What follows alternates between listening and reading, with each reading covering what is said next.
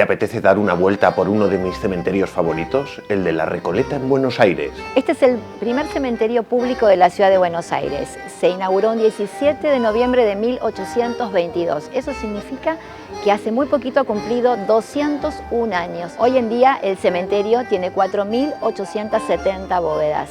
Dentro de esa cantidad, 85 monumentos históricos nacionales que forman parte de este patrimonio.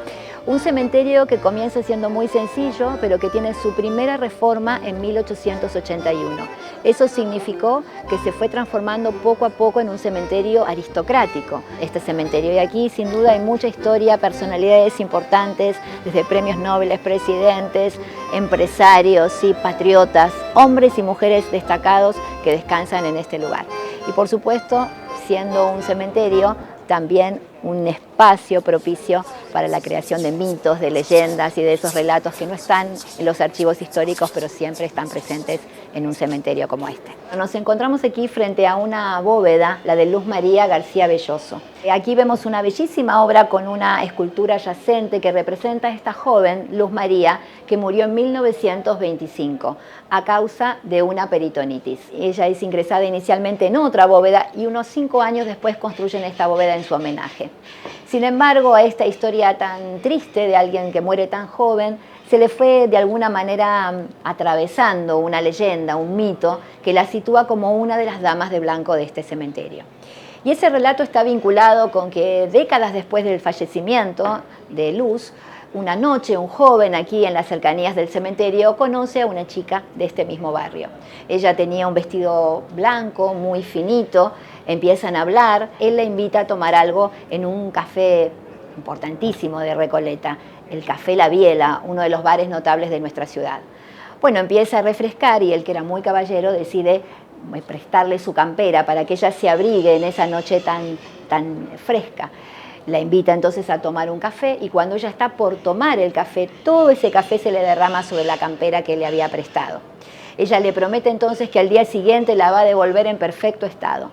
Pasan toda la noche disfrutando una hermosa charla y a la hora de la despedida, él decide acompañarla a su casa. La deja allí en su domicilio. Al día siguiente, a la hora pautada, él vuelve al mismo domicilio, toca el timbre y sale a atenderlo una mujer. Por los años, él dedujo que era la madre de esta joven que él había conocido el día anterior. Y cuando empieza a relatarle, bueno, esta mujer se le empieza a cambiar el rictus, ¿no? La cara, y le dice que si eso era una broma de muy mal gusto, porque su hija había fallecido hacía años, de manera tal que él nunca podría haberla conocido. Si no me cree, vaya a visitarla. Su bóveda está en el cementerio de Recoleta. Él viene como loco corriendo hasta el cementerio y cuando llega hasta este lugar, aquí, sobre esta reja, encuentra su campera en perfecto estado, como ella se lo había prometido. Bueno, esta leyenda dice que durante muchos años, cuando se conoció este relato, muchos jóvenes de Recoleta no querían conocer a ninguna joven de este lugar, por temor a encontrarse nada más y nada menos que con Luz, esta dama de blanco que cada tanto sale del cementerio y conoce chicos del barrio.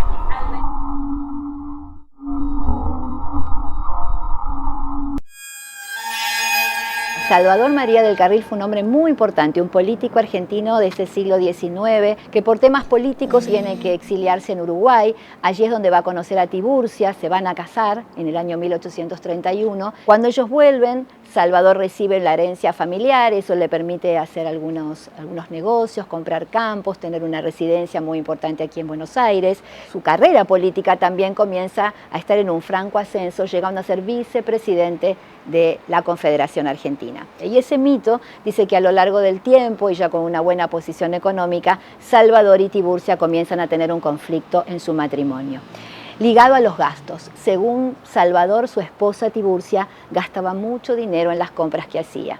Por eso un día él decide escribir una nota dirigida a los acreedores y a ellos les dice que a partir de ese día no iba a hacerse cargo de ninguna de las deudas tomadas por Tiburcia.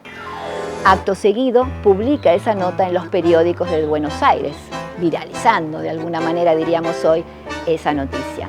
Su esposa Tiburcia decide escribirle una carta a su esposo y allí le dice que nunca va a perdonar esta acción que él cometió y que por eso, como muestras de su enojo, no va a hablarle nunca más. A partir de hoy, nunca más voy a dirigirte la palabra. Salvador es el primero que fallece.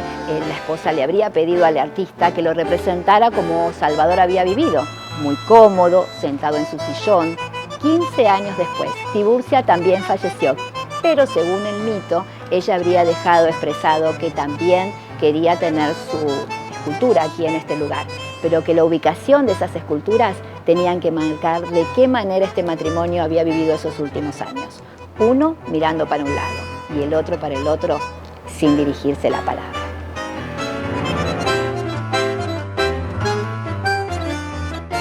La próxima bóveda que quiero compartirles es la que corresponde a Rufina Cambaceres. En realidad, un 31 de mayo de 1902 era el cumpleaños número 19 de esta joven.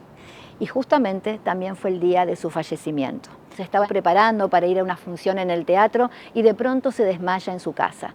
3 médicos la revisaron y por más que hicieron todo lo posible, ninguno pudo reanimarla. Coincidieron en que ella había fallecido de un síncope cardíaco, así figura en su acta de defunción.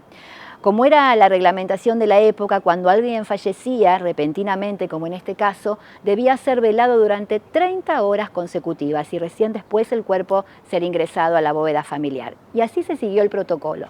Y además, tal vez eso, sumado a la posición de la escultura que la representa, es lo que fue generando con el tiempo, entretejiendo la leyenda, que nos cuenta que en verdad en el momento del fallecimiento de Rufina, su madre, ante ese dolor tan enorme que sentía, decidió suspender el velatorio e ingresar los restos de su hija directamente a la bóveda familiar.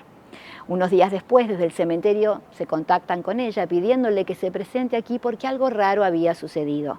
Unos ruidos extraños durante la noche y sumado a eso el cuidador de la bóveda que se da cuenta que el féretro ya no estaba en el mismo lugar que originalmente, sino que estaba desplazado del lugar original, hicieron que la madre venga inmediatamente y que pidiera que el féretro sea abierto.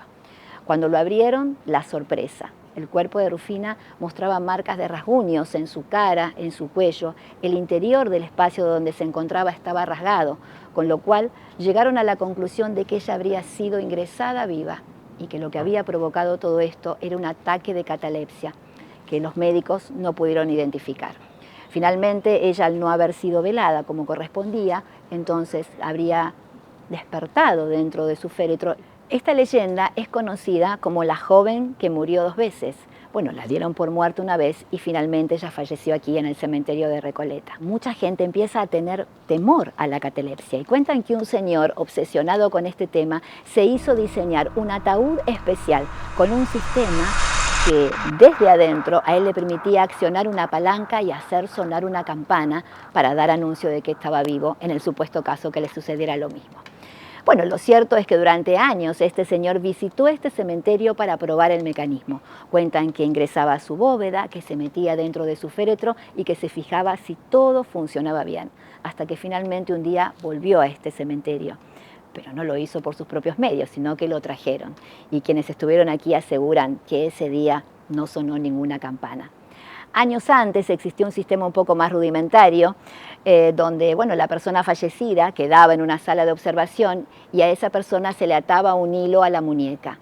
El otro extremo del hilo se ataba a una campana que quedaba en la guardia, de manera tal que si la persona se movía y reaccionaba, iba a hacer sonar la campana. De allí la frase, salvado por la campana.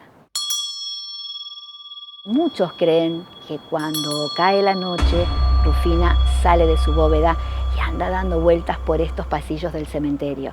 Muchos vecinos de Recoleta aseguran haber visto su figura, algunos de la entrada principal, otros aseguran haberla visto con su vestido blanco detrás de las rejas de Recoleta.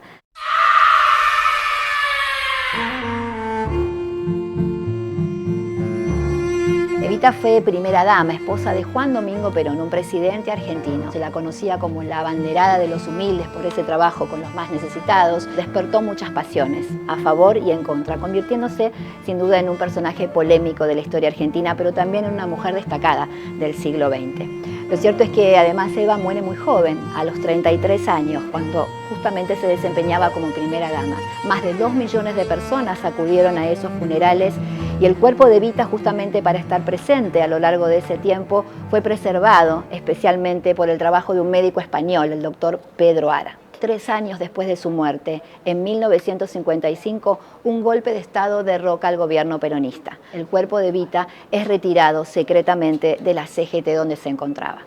Bueno, a partir de allí pasaron casi 20 años sin saber nada con respecto a su paradero.